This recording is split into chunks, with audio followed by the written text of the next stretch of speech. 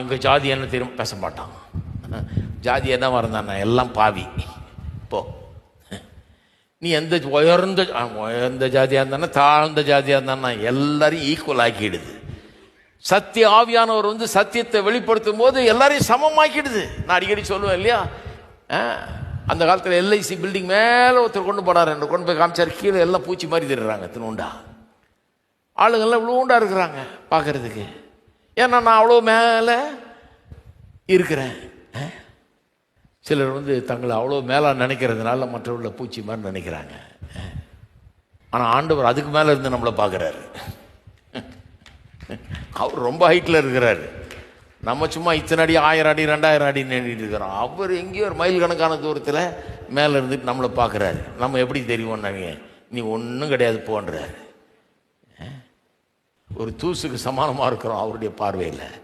ஆனால் நம்மை அவ்வளவாய் நேசிக்கிறார். நமக்காக இந்த உலகத்துக்குள்ளே வர்றாரு, நமக்காக ஜீவனை கொடுக்குறாரு, நமக்காக தன்னையே தியாகம் பண்ணுகிறார், தன்னை உயிரையே கொடுக்குறார், அடி வாங்குறாரு, காயங்களை பெற்றுக் கொள்கிறார், நமக்காக எல்லாத்தையும் செய்கிறாரு.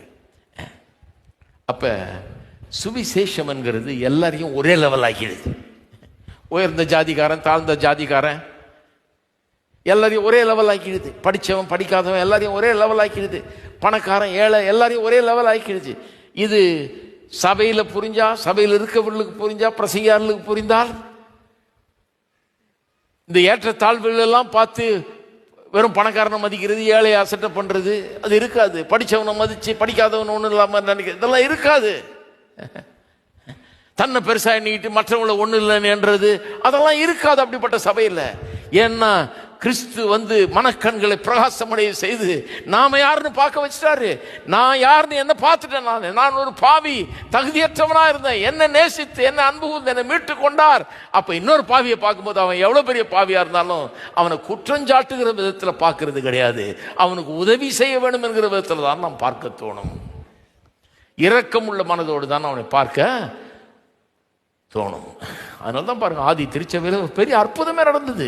யூதர்களும் புறஜாதிகளும் ஒன்னா சேர்ந்ததே கிடையாது. ஒரு டம்ளர் தண்ணி கூட வாங்கி குடிக்க மாட்டாங்க. அது வருது இல்லை அந்த கதையில், யோவான் 4ஆம் அதிகாரத்தில் சமாரியா பெண்ணு அவள்கிட்ட போய் தண்ணி கேட்டோன்னு சொல்லி, நீ யூதன் நான் சமாரி என்கிட்டே வந்து ஏன் கேட்குறேங்கிறாய். தண்ணி கூட வாங்கி குடிக்க மாட்டாங்க. ஏசு சமாரிய பட்டணத்தில் தங்க போறாரு, இடமில்ல போயிட்டேருன்றாங்க, உள்ள வராத போயிட்டேருன்றாங்க. இன பாகுபாடு, இன வேறுபாடு, இன வெறுப்பு, பகை.